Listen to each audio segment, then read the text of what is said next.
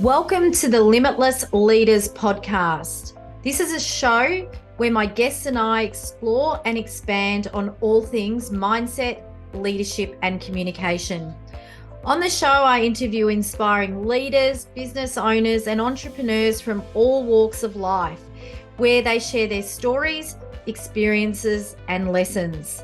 This is a podcast for you if you're looking to learn, grow, and accelerate your life, career, and who you are. Hi, and welcome to the Limitless Leaders podcast. Wherever you are around the world, day or night, I hope you enjoy today's episode. And I'm super excited, and I'm going to cut to the chase and introduce you to Richard Triggs. So Richard Triggs is the owner of Arete Executive, which is one of Australia's leading recruitment companies. He works across all industries and all role families, from mid-level management roles through to CEO and board positions. He and his business also provide a variety of career coaching services to support senior executives and board directors as they go about their job search. Arete is a Greek word that really means the fulfilment of one's potential. Those that know me know I love other words from other countries that have a meaning that we can bring into what we do. So welcome, Richard. It is wonderful to be here, Renee, and thank you very much for the opportunity. Yeah, been really looking forward to chatting to you today. I love that you work obviously with job seekers, but you also work with the hiring managers, and I think that's such a beautiful way to bridge what you do. I'd love to just kick off for our listeners and our viewers around how have you got to do what you're doing today? What's led you on this path? Okay. Well, I'll keep it short. But so I went to high school, and when I was at high school, I really had grand aspirations to being a rock and roll star. I loved rock music and playing guitar, and when I finished high school, I started a business degree, but I dropped out and toured Australia for about 4 or 5 years, playing guitar in bands. Beautiful. And had some moderate success. Ended up moving to Melbourne for a year. We were about to be signed by a major label. Unfortunately, that fell through. And while I was in Melbourne, I was getting guitar lessons from the lead guitarist from the Little River Band. And this is back in 1991. And the Little River Band were probably one of, if not the biggest band in Australia. And their lead guitar, I think Johnny Farnham was their singer at the time. And the lead guitarist still had to teach guitar to make enough money to feed his family. Wow. And I rang my parents and I said, I think I need to come home and go back to uni. So that was experiences shape the path we take. For sure. So I with my tail firmly between my legs, I went home and got a degree and got a real job. So I still play music, and I've got a couple of albums on Spotify and have fun as a hobby. But so I got a degree in marketing and HR. I went and worked for in the building services industry for James Hardie, and then for P&O. Yeah. And then in my early 30s, I went back to university to do an executive MBA. And at the time, I was working for a company. My boss had just turned 50. He'd taken equity in the business.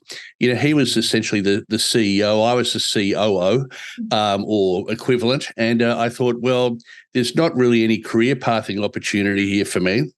So I went to see a recruiter that I'd actually been a client of, and that recruiter said to me, have you ever thought about working in the recruitment industry?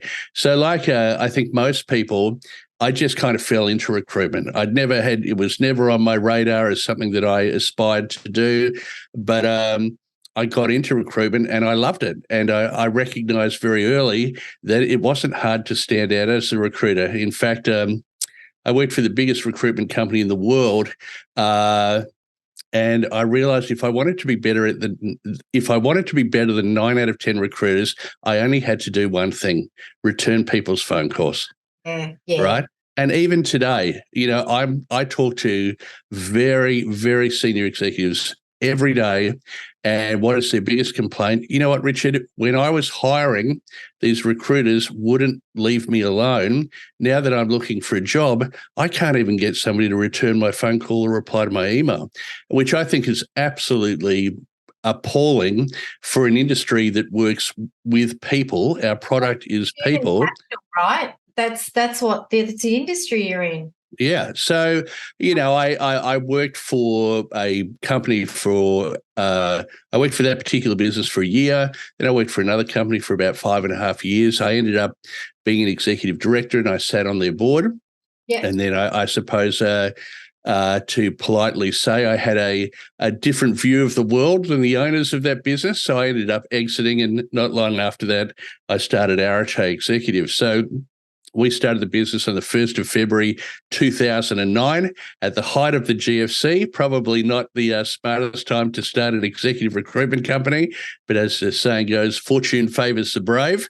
And so here we are nearly 15 years later, having a great time, really enjoying the work. I've got a really fantastic team. I feel very privileged to do what I do. And I turned 55 this year, and life is wonderful. Amazing. I love hearing people's journeys, and I always talk about everything that happens to us, which is a gift mindset, happens for a lesson, I believe. And if we welcome the unwelcome, and all the experiences and people we cross, good or bad, lead us to who we're becoming and who we're continually becoming. And, I have a bit of a soft spot for recruitment. I did in my corporate role, I actually did a bit of recruitment in some of my roles. And I actually work with a few recruiters now just on some of the diagnostics and transition work we do. So I totally get what you're saying. You're in the business of people, connection, and providing solutions. And follow up for me is like, it's probably people go, what's your pet hate? One is people that speed up when you're about to overtake. And the other one, they only speed up when you're overtaking. And the other one is people that do not return phone calls or follow up. Or, I was here, I was there, not even a quick text. I think follow-up, recognition and connecting, it's free and it goes such a long way. And when it's not done, the impact can be quite, people can take it personally, especially when you're out in the job market looking for a role. Oh, completely. And I think it's a two-way street. I mean, I often say being a recruiter is a little bit like being a policeman. Yeah. But when somebody's stealing your car or breaking into your house, you want a policeman there or police person, there immediately, right? But the rest of the time, you don't really want to hang out with them. Because they're not that much fun. Same thing as being a recruiter. Somebody I may have a CEO that I'm trying to meet with and contact, and they don't reply to emails or phone messages and so on. And then all of a sudden, I've got a job that they want, and they ring me up. And they go, Triggsy, it's been so long. How are you? How's the family? I see you've got this job with them. So, yeah, you have to be very, very resilient as a recruiter. You do. But by the same token, I've constantly hear recruiters saying, today's candidate is tomorrow's client. Yeah. But they don't actually live it. Right. And so to come back to, my business, obviously I run a national executive search firm. I probably get 15 to 30 people a week who contact me and say, Richard, I've been talking to Renee and I'm looking for a new job. And, can you offer me some advice about my job search? So what I decided to do a few years ago is I wrote a book called Uncover the Hidden Job Market. Which I have this hot little book in my hands. Excellent. Second edition. Yeah, so the second edition came out probably 2 months ago. And so what I try and do is I try to give as much value to candidates as I can, because I know that I won't place them, or very, very few of them, but if at least I can support them and help them through their job search journey, then they'll think fondly of me. And I think probably a little bit like you, Renee, my personal ethics, or, I just feel if I'm happy and helpful, the universe will look after me. So, that's my that's my meaning of life. Just be happy and helpful. Yeah, and be in service. Exactly. I have an abundance mindset, and it's interesting, words mean different things to people. And I ran something recently on reimagining success and what that means. And in the Merriam Dictionary, it's all about material asset success. And for a lot of people it is. And someone said, what is it for you, Renee? And I said, height of COVID, we lost everything. We're still rebuilding. If it was about the money, I would have got out then. And I said, success for me is for me personally, is seeing my clients realize and achieve limitless potential. Like whether they're business owners, they're leaders, whether it's helping with career transition, team collaboration programs, whatever it is, it's the outcome of that is success. And I've had a read through your book, and I've actually given it to one of my clients who is in the midst of looking for a role at the moment. Before we jump into the book, I'd love to just ask you, what has changed in the job search industry, especially post-COVID? What have been the major shifts? Okay, well, perhaps I suppose there's two different angles to this. One is the employer, and one as the job seeker. So, okay, so one of the things that they spoke about a lot, after COVID was this idea of the Great Resignation, and it got a lot of media attention, and consultants were making a big deal out of it and selling. You know what I called it? I called it, and I shook it up a bit, the Great Rejuvenation. Right. Well, I think that is a more positive way to look at it. But I suppose, I'm writing a new book, Winning the War for Talent, and I talk about this, is that historically, if you go back to, say, the 2005, average professional tenure was 3 years. Yeah. 33% of people were actively looking for a new job at any one time. Yeah. We get to 2022, 2023, average professional tenure is 3 years. On average, 33% are actively looking for a new job. So nothing has really changed. So why do people talk about the Great Resignation? Because during COVID, there were a lot of people who said, you know what, I'd like to change my job. However, it's too risky. What if I go to a new company and I get sick? What if I get to a new company and they're negatively impacted by COVID? So I'm just going to stay here, safe harbor in a storm. Yeah. I'm going to ride out COVID, and then once COVID's behind us, then I'll move. So there's really nothing has changed. It's just that there was a bottleneck for a short period, and that bottleneck has now been removed. Okay.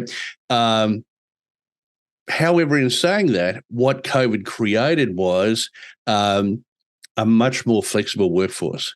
Where people, prior to COVID would, say, oh my God, if I could work from home one day a week, that would be amazing. Now we're a headhunter. If we're headhunting people, they say, look, if I can't work from home at least 3 days a week, I'm not interested. Yeah. Right. So that whole dynamic has changed. Now, in some respects, that's great for employers because, they can reduce their expenses in terms of having office facilities. They can have people working remotely, even internationally. Yeah. But, managing culture and engagement with a workforce that's entirely, working from home, which is the case in my business, can be challenging. Yeah, definitely. From the candidate's point of view, again, so if we talk about the job market now, the job market is extremely buoyant. There is a lot of opportunity. All these people that didn't move during COVID are moving. That creates vacancy. Vacancy is excellent for people who are looking for a new job. However, it opens up new roles too, because companies then look at, the structure. Completely. That's absolutely true. The challenge then is that there's also a lot of other people looking for a new job. Yeah. If a recruiter puts an ad on Seek or on LinkedIn or wherever, and they get 100+ applications, they are only interested in the squarest pegs for the square holes. Recruiters are lazy and stupid, right? They just want to get the job done, get it filled, get paid, and move on. So for people who are applying for jobs that they're not an exact square peg for, it's very hard. Beg your pardon? I'm seeing a lot of that. I had a client that recently went for a role and they said perfect. She had 3 interviews and then she didn't get the role, and she was quite shocked. And I'm very big into feedback. I said, go back and ask, what you could have changed or done differently. And they said nothing, but we had basically a version of you who had been in this industry.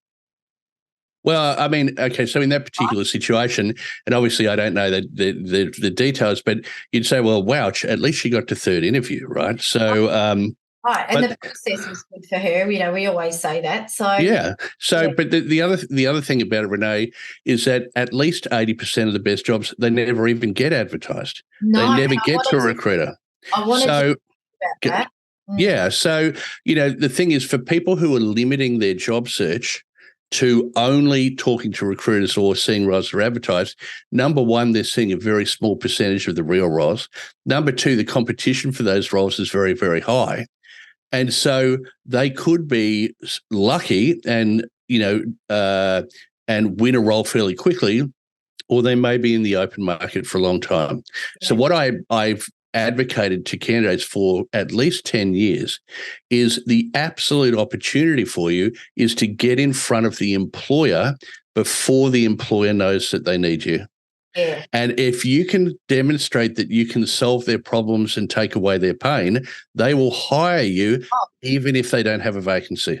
Yeah.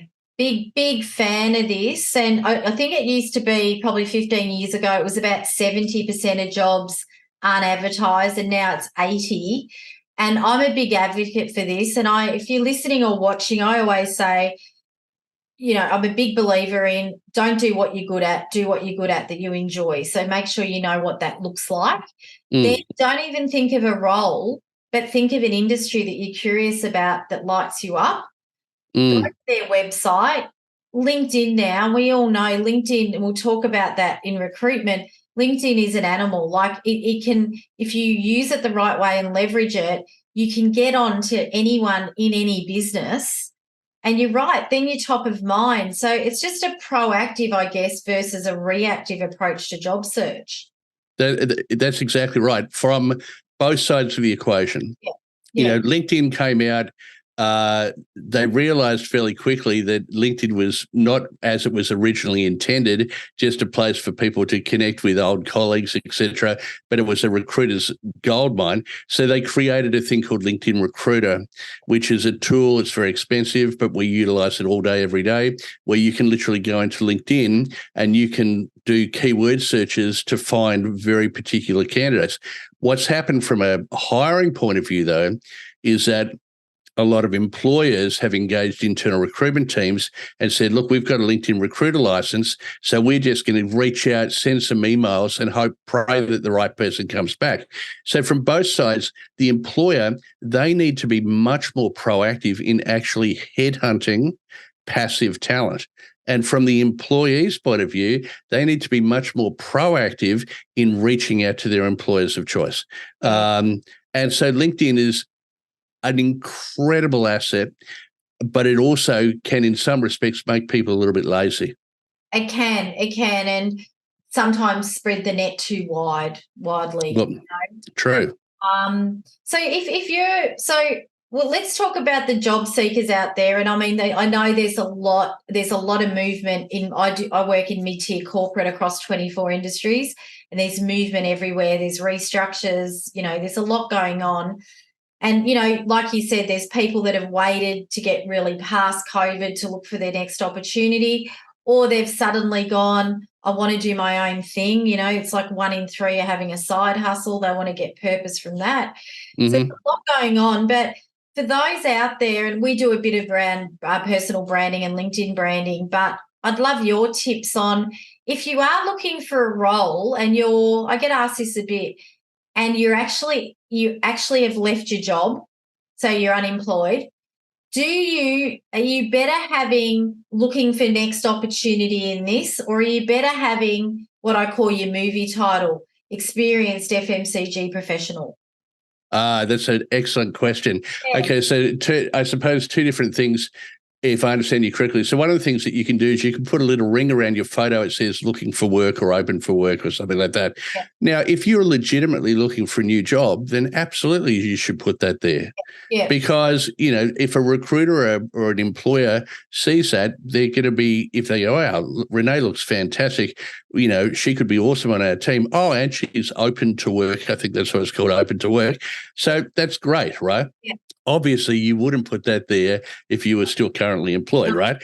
Okay. Then the next thing is that what LinkedIn does, LinkedIn Recruiter does, is, again, going back to the comment I made earlier, when we're trying to find people, we're putting in keywords. Yeah. Okay. Now, and so underneath your name, you'll have your headline, right? Now, some people will try and make that, flowery or artistic or, amazing leader who's excellent at managing change or whatever, right? Understanding, though, as a recruiter, we never search on that. No. Okay, that's a good thing to put in your about section. I'm not saying there's anything wrong with that, but as a recruiter, we are searching on job title and industry, chief executive officer, chief financial officer, management accountant, sales manager, right? So what I recommend, and certainly, if people want to read my book, I talk about this in great detail, is that with your headline, what you want to do with your headline is put the role families that you want to be found for. Yes, yeah. Okay. Now, the fortunate thing is you can actually put in 3 lines of text there now. Yes. So, I might put in, for example, I might put in, let's assume I'm looking for a new job, I might put in sales manager, business development manager, key account manager, engineering, construction, oil and gas, right? So that way then if a recruiter is saying, oh, we need to recruit a new sales manager in oil and gas, and they put in those keywords, because you've got that in your headline, you will rank more highly. Yeah, that's such a great tip. So what you're saying is put in the titles you're looking for and the industry you're looking for. Exactly. And then all of that lovely, I'm an amazing manager that, enjoys transformational change and blah, blah, blah. Put that in your about section. The other thing, while we're just on this too, what I see a lot of people do is that then in their LinkedIn profile, their career history, it literally just looks like a summary. Okay, from 2021 to 2023, I worked for James Hardy as a sales manager, and then the role before that, and then the role before that. Well, I talk about it. I'm sure you've heard this expression before, Renee. You've got to sell the sizzle, not the steak, right? And so a lot of LinkedIn profiles have got a lot of steak in them, but they don't have much sizzle. I want to know, as an executive recruiter, why are you awesome? Yeah. So you need to tell me through talking about your key achievements, and you need to make those as quantifiable as possible. I grew market share. More of a summary, and then you might put past roles. Underneath each of your roles, exactly as you would with your CV. Yeah. You go, okay, key responsibilities, 3 or 4 bullet points, key achievements, but make sure that those key achievements are awesome. Yeah. I grew revenue by X. I reduced costs by Y. We increased market share by Z. Whatever the things are that you would hang your hat on, and you would say, this is why I'm bloody good at my job. I love it. Yeah. Yeah. It's really going back to basics. And I think, those of you that out there that are looking, and officially looking for work, some great tips there. I think too, professional photos are a no-brainer. Yep. And what I love about LinkedIn, I do a lot of work on motivational patterns and meta programs. So everyone is convinced by seeing, doing, reading, or hearing. Everyone has a different preference. LinkedIn's covered it, I don't think intentionally. So as a recruiter looking at you, or as a hiring manager going the other way, the seeing is a visual of you and what you're putting up. The hearing from reliable sources is your recommendations. Yep. Doing is a hands-on, try this or come to this. And obviously reading is what you're talking about, which is the backing yourself up in the about section. Can I ask? Yeah. I just make one point on that too. Even for somebody, what I talk about is this idea of zero moment of truth, right? Zero moment of truth is a marketing expression. It's like if I want to buy a new car, if I go to the car yard to see the car, that is the first moment of truth. Yeah. The zero moment of truth is the research I do on the car before I go to the car yard. I'm watching reviews, I'm reading brochures, I'm looking at websites, etc. That is what your LinkedIn profile is. It's a zero moment of truth. So as a candidate, understand every recruiter, every hiring manager is looking at your LinkedIn profile before they choose to talk to you. But on the other side of the coin, as a hiring manager, it's the same thing. Every future employee, supplier, contractor, customer, everything, they're looking at your LinkedIn profile. So if they look at your LinkedIn profile and they go, oh my God, this person looks pretty uninspiring. Yeah, it's all over. They don't want to come and work for you, or they don't want to buy from you, or they don't want to sell to you. So, I think, and your book, Uncover the Hidden Job Market, How to Find and Win Your Next Senior Executive Role, has some really good breakout chapters and clear and on-point strategies around everything we're talking about. So how do people get your book? Well, look, if they want a physical copy, they can buy it obviously through Amazon, or it is being distributed through certain bookstores. If they want a free PDF version of the book, they can certainly contact me. And the first edition of the book, I think we sold over 10,000 copies. And so really, I wrote that not to make money. And I as an author, I don't know about you, but I've never made any money from writing books. But I did it because, I want to be of service, to come back to the point that you were making earlier. And so, look, those who would like it, can email me at richardt@areteexecutive.com.au, or find me on LinkedIn or whatever, and you're very welcome to get a free copy of the book. Oh, amazing. We'll put all that in the show notes as well. I wanted to ask you, just I believe we're all leaders of self, leaders of decisions, and maybe leaders of others. Who's a leader that you admire and why?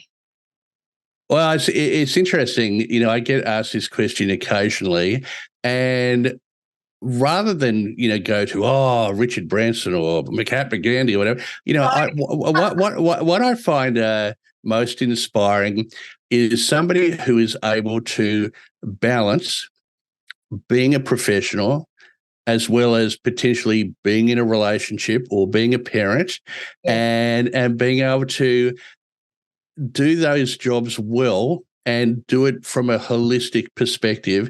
To me, that is true leadership.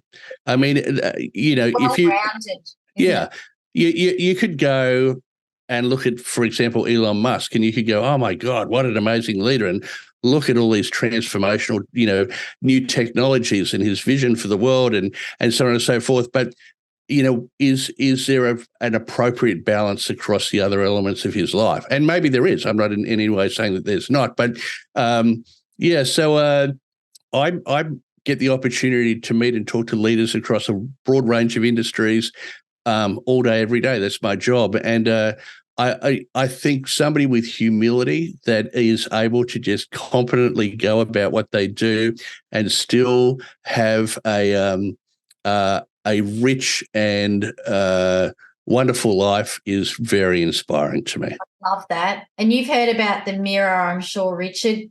People that we admire usually have traits we have within ourselves. Oh, for sure, and the opposite of that is true too. People who scratch us. Scratch us, meaning they, frustrate or annoy us. It's often because we're seeing in them what we're not prepared to see in ourselves. You're spot on. You're spot on. I'm actually in the midst of doing a lot of emotional clearing work. I'm very intuitive, always have been, and bringing that into even career transition coaching. So clearing emotions and blockages around all of that, it is next level profound. So I love hearing that. So just quickly, what helps people? So hidden job market. So look at the jobs that are advertised, but take a step back and really go, what industry do I want to work in, and approach them and be proactive. How do you feel AI such as ChatGPT having a role in helping with cover letters and refining CVs? Well, I suppose I don't think I'm late to the party, because I think that party has only really just started, right? But so I'm not really the best person to talk about that, because I don't have a lot of experience in it, except to say that there are a lot of people out there who say, "Oh, let me write your CV or your LinkedIn profile for you, and I'm going to charge you an exorbitant amount of money." And certainly, if you are completely, illiterate and incapable of writing something, then that might be a good investment. But reality is, my perspective on a CV or a LinkedIn profile, it just needs to be good enough to get you to the meeting. Yeah, it doesn't need to be 10 out of 10. 8 out of 10 is fine. So, can a Chat GPT write you an 8 out of 10 CV? Well, it probably can, if you're giving it the right information, right? And the thing about it, again, coming back to my comment earlier, you've got to sell the sizzle, not the steak, right? I want to know, what have you done that's awesome? And so unless you're actually telling ChatGPT that, I don't know how ChatGPT could turn around and make a better CV for you. Yeah. And then the next comment you made was about cover letters. So, I've been in executive recruitment for 20 years. I can tell you, I never, ever, ever, ever read a covering letter, ever. Even though many jobs request them. If a job requests it, then obviously you would need to write it. More often than not, if a job requests it, it's because the employer is recruiting it directly themselves. And even then, if I had to bet my last $1,000, I would say they probably don't read it. Oh, yeah. So don't put stuff in a covering letter that should be in your CV. Don't assume that they're reading it. If we get 100+ applications for a job, your CV is literally getting 15 seconds consideration. Yeah. And unless within 15 seconds I can go, yep, this person looks great, I want to talk to them, you're going to go into the dreaded TNT or thanks but no thanks pile. So could Chat GPT assist you in being more exciting in that first 15 seconds? I don't know. Similarly, from an employer's point of view, can you rely on artificial intelligence to bring a pool of applicants down to a relevant shortlist? There's an interesting documentary on Netflix a little while ago. I can't recall exactly what its name was, but this woman was investigating, because a lot of these programs are written by white men. Yeah, yeah. They have an unconscious bias to discriminate against non-white men with certain qualifications. And so not that they intentionally wanted to, but they were excluding people who lived at the wrong, if you live in this suburb, you're less likely to be this or that or whatever. And so if you're because some people, they're just not very good at writing a CV. So if I have AI dictating to me who I interview, and Renee's amazing, but her CV is not very good, therefore she doesn't get through the AI filter, what an incredible opportunity lost. So I think we need to be very careful. Yeah. At the end of the day, we are humans selling human opportunities to humans. I'm sure AI has a role to play, but in my opinion, it can't replace the things we're talking about. No, I totally agree. I say, ramp up AI, use AI if you need to, but ramp up the human skills. And that's all the work I do, Richard, all around the soft skills and the EQ and being human. And I think use it in moderation, but I do know some people that are doing everything on it, and that's not me. I like you, we lead with our thoughts. So yeah, I mean, what I laugh about on Facebook, I see these ads, write 5 books in a day using AI, right?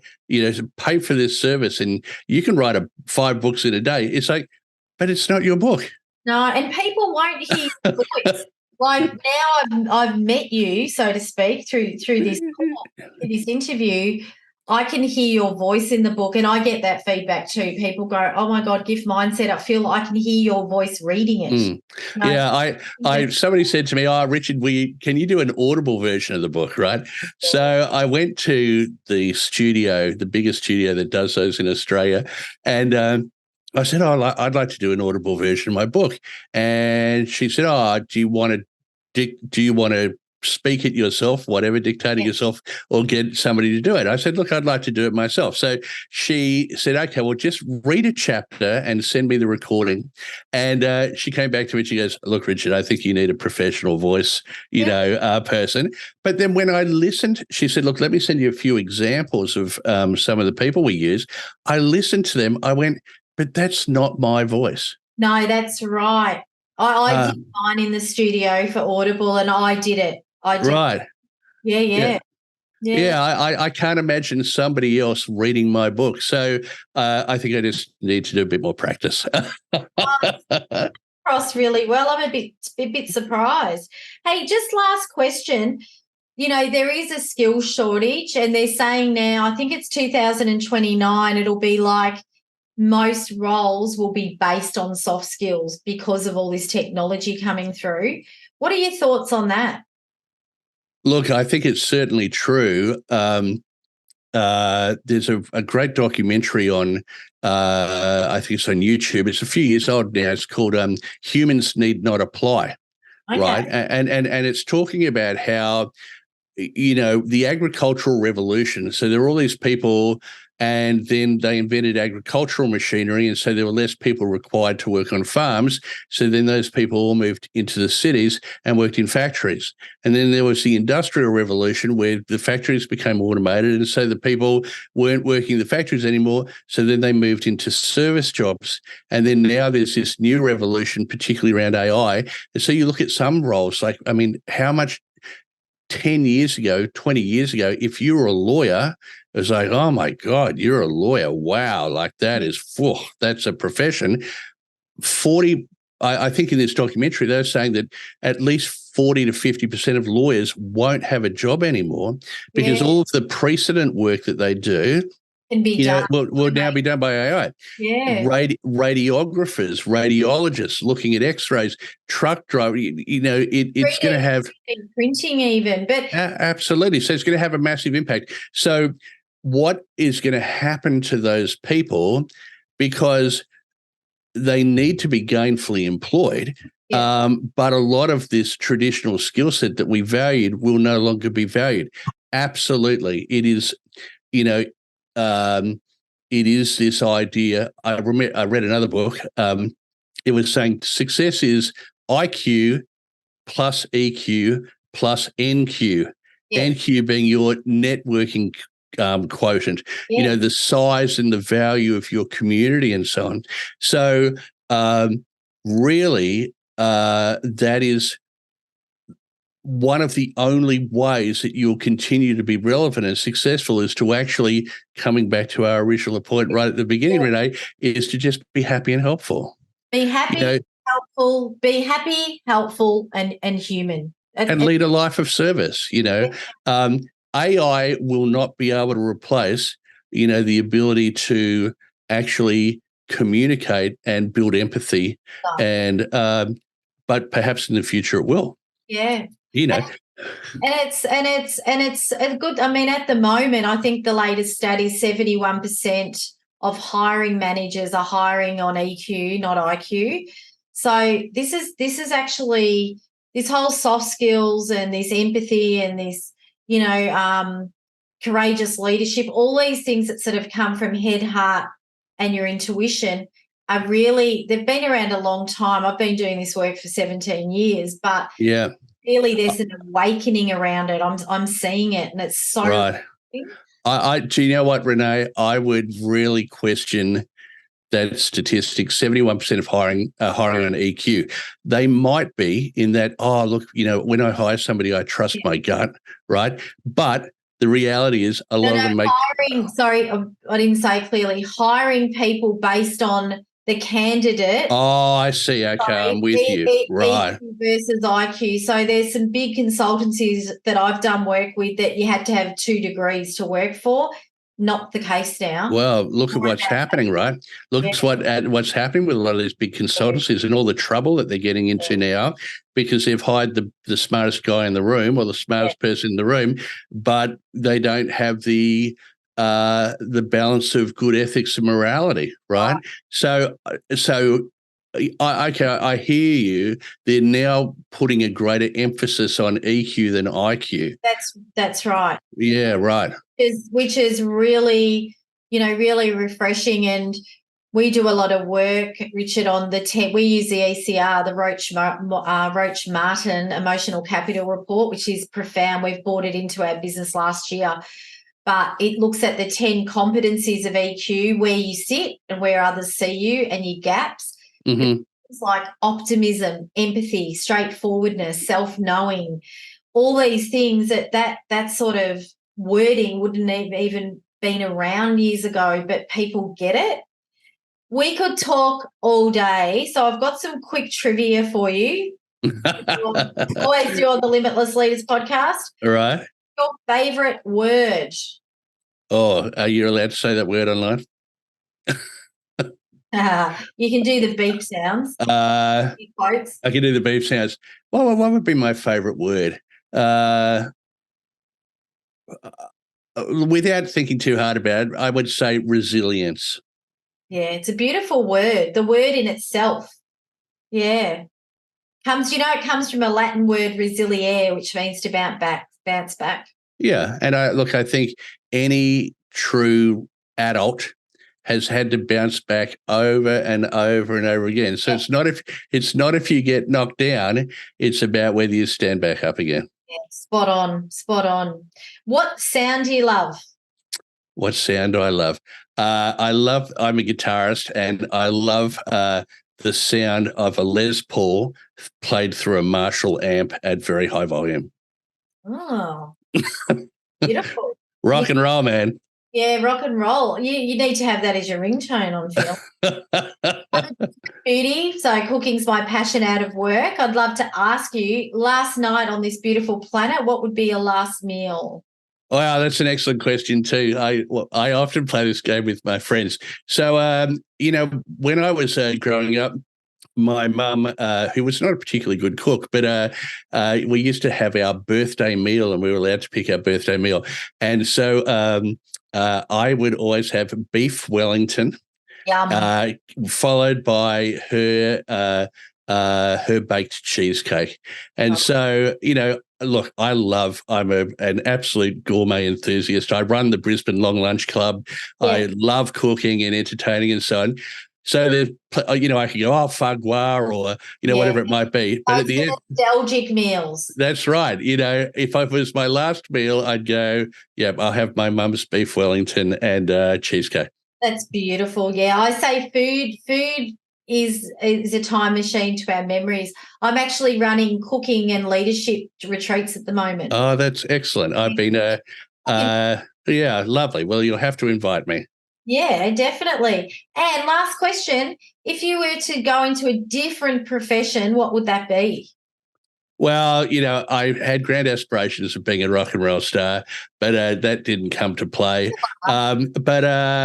I recently trained as a psychotherapist, and I did about 3 years training, but I realized I'm not a very good psychotherapist because I'm not patient enough. So I think I'd be a stand-up comedian. Yeah, amazing. And a podcaster. Look, if Joe Rogan can sell his podcast to Spotify for $100 million, wow. What are we doing, Renee? We should be making $200 million. I resonate with the stand-up comedian. I got asked the other day, third time in a week, do you do stand-up comedy? Because I do have a bit of fun and very jovial. And I think humour is the spice of life, It makes you smile. It makes your heart sing. It makes someone else smile. Yep. Pretty cool. So, Richard, we'll have all your details in the show notes, so you can reach out, grab a copy of the book, even contact Richard to get a free copy of the book, and look at all the great work he's doing in the recruitment space across Australia. Richard, thank you so much for being with us today. It is an absolute honour and a privilege, and I look forward to reciprocating soon. Yes, it sounds good. So thanks to you who have been listening or viewing. Reach out to Richard. It is a great book. I have read it, and people that know me know I will not refer a book unless I really love it. Also, keep an eye out for our public events and access all our in-house programs, including our online program, Supercharge Working Remotely. It's an online, self-paced, 8-module program, and you can access the first module for free. And it just looks at how you can adapt, adjust, and amplify the way you work from anywhere. So jump on reneegiarrusso.com, go to programs, and feel free to access that. Take care, and we look forward to seeing you, hearing you, or having you chime in to our next episode. Thank you for listening to the Limitless Leaders podcast. So you don't miss an episode, make sure you follow the show in your favorite podcast app. Feel free to share this podcast with your family, friends, and work colleagues. If you're enjoying the show, find out more on what we do at RG Dynamics at www.reneegiarrusso.com. Until next time, be limitless.